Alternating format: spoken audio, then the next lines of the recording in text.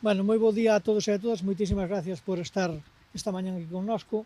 Hoxe Galicia está absolutamente consternada por este novo crime machista. A comisionada contra a violencia de xénero ven de confirmar o carácter machista deste novo asesinato de María Belén, unha pontevedresa de 52 anos que, como saben, onte perdeu a vida de mans presuntamente da súa exparella.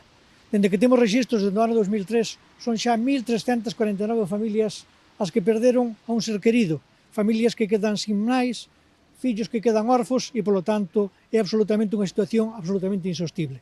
Dende o Goberno queremos, en primeiro lugar, trasladar o noso maior agarimo a todos os familiares e chegados da víctima e, en segundo lugar, declarar expresamente que dende o Goberno non vamos a parar, non vamos a dar un paso atrás, hasta loitar e hasta ser capaces de erradicar esta violencia machista, estes asesinatos machistas en donde as mulleres son asesinadas polo mero feito de selo.